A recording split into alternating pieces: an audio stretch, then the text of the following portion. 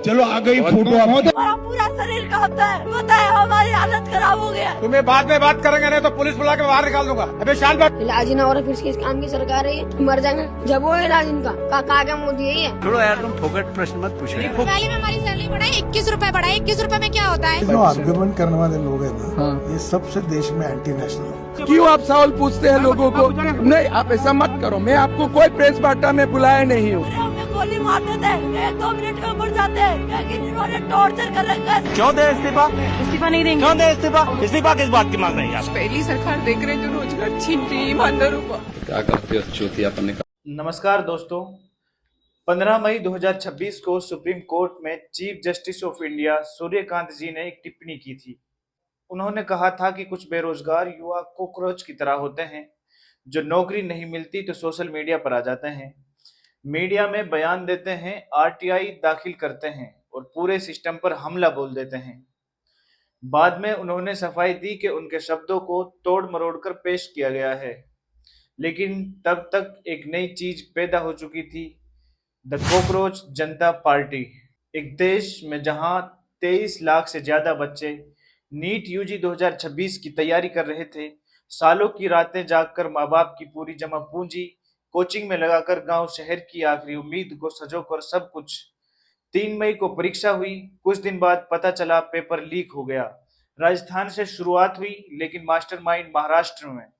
Gas paper में असली सवाल मैच कर गए, सीबीआई छापे पड़े, गिरफ्तारियां हुई, परीक्षा रद्द कर दी गई। री एग्जाम 21 जून को होगा। लेकिन दोस्तों, जो बच्चा टूट गया वो दोबारा कैसे जुड़ेगा? प्रदीप मेहवाल, ऋतिक मिश्रा और सैकड़ों ऐसे बच्चे जिनके नाम हम शायद कभी नहीं जान पाएंगे, उन्होंने आत्महत्या कर ली क्योंकि उनके सपने किसी ने कुछ पैसे देकर खरीद लिए। सोचिए, एक माँ अपने बेटे से कहती है, बेटा पढ़ ले, डॉक्टर बन जा। बेटा पढ़ता है, नींद गंवाता है, परिवार की उम्मीद बनता है। फिर एक दिन पता चलता है कि एनटीए के पैनल के प्रोफेसर, ब्यूटी पार्लर चलाने वाली महिला, कोचिंग सेंटर वाले सब मिलकर उसका भविष्य बेच चुके हैं। शिक्षा मंत्री धर्मेंद्र प्रधान जी कहते हैं, कमांड चेन ब्रेक हुई है, सीबीआई जांच करेगी, अगले साल कंप्यूटर बेस्ड होगा। राजस्थान के शिक्षा मंत्री मदन दिलावर जी ने तो और भी साफ कह दिया, पेपर लीक और एग्जाम रद्द करना कोई बड़ी बात नहीं है। सोचिए, आपके लिए कोई बड़ी बात नहीं है, लेकिन उन लाखों परिवारों के लिए ये मौत का फरमान है। तो बताइए, एक परीक्षा में कितनी पीढ़ियों का सपना लगा होता है, कितनी रातें, कितनी उम्मीदें, कितना कर्ज, और आप कह रहे हैं कोई बड़ी बात नहीं। और सीजीआई साहब, आप हमें कॉकरोच कह रहे हैं, लेकिन असली कॉकरोच तो वो हैं जो एनटीए के पैनल में बैठकर पेपर लीक करवा रहे हैं, वो जो अंधेरे में बैठकर बच्चों का भविष्य बेच रहे हैं। अभिजीत दिम के नाम के एक युवा ने शुरू किया, अब लाखों युवा कह रहे हैं, हाँ हम कॉकरोच हैं। हम कॉकरोच हैं तो क्या हुआ?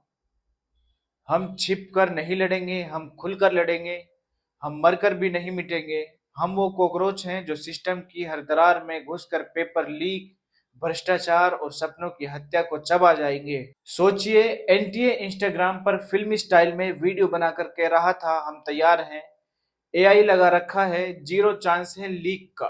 तो फिर पैनल के प्रोफेसर ही पेपर लीक कैसे करवा रहे थे?